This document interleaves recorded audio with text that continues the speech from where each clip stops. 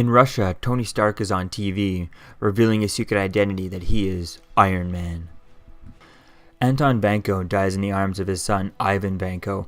As he's watching Tony Stark on TV, he tells him that it should be him up there because he helped create the arc reactor with Howard Stark, but never got credit when he was found guilty of espionage. The death of his father motivates Ivan Vanko to make his own arc reactor suit to go after Tony Stark with. 6 months later, Tony Stark in his Iron Man costume jumps out of an airplane and lands at the Stark World Expo.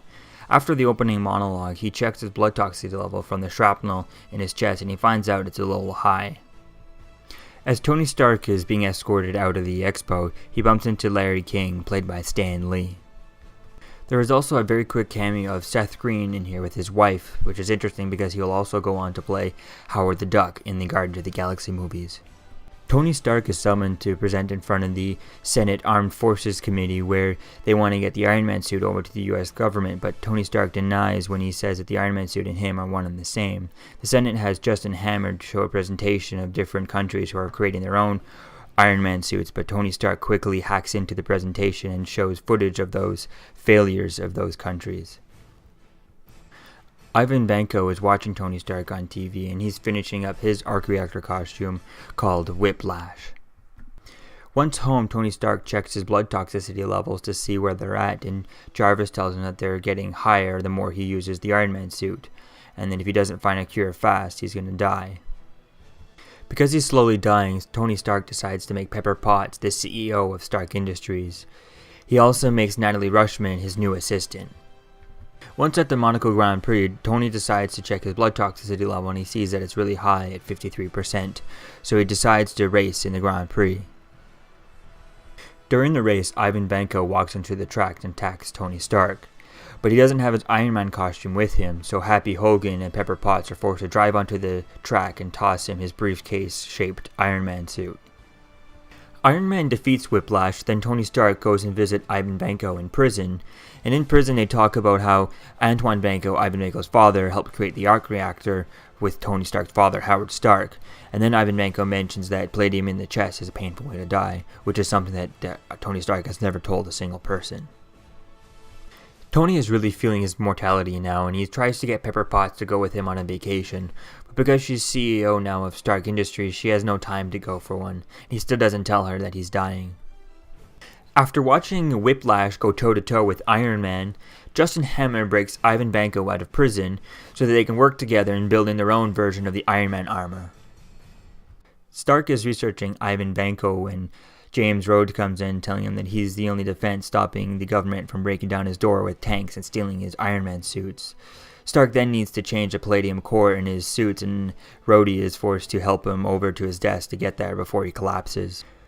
Tony throws himself what he thinks to be his last birthday party and gets real drunk and puts on the Iron Man suit, forcing James Rhodes to put on another Iron Man suit and fight him. They fight out for a while, and then James Rhodes leaves and takes his Iron Man suit to the military.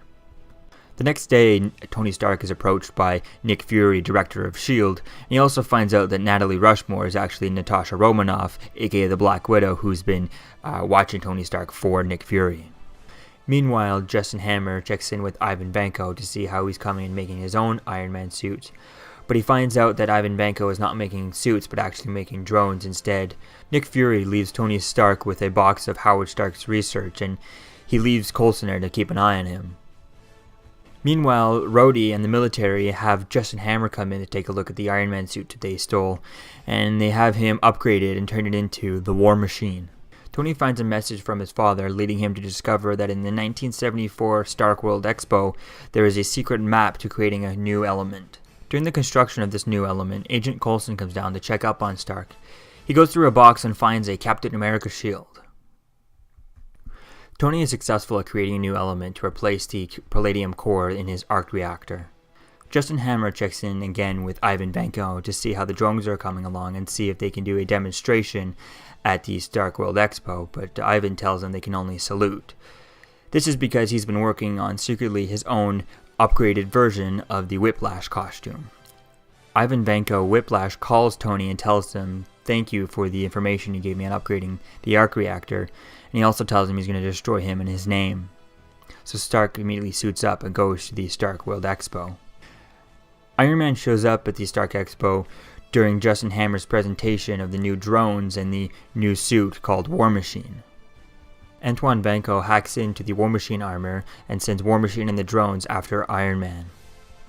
Natasha Romanoff, aka the Black Widow, goes to Hammer's Industries to try and confront Ivan Vanko. She gets there and he's gone, but she's able to unlock the War Machine suit and give Rhodey back control.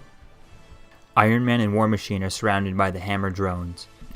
Just as Iron Man and War Machine finish off the Hammer drones, Whiplash shows up in his new costume, but Iron Man and War Machine eventually defeat him.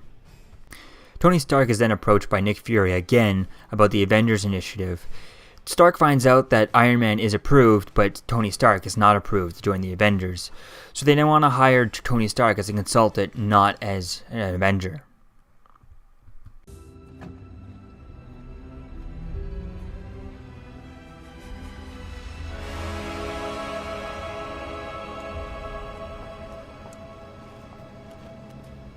So, we found it.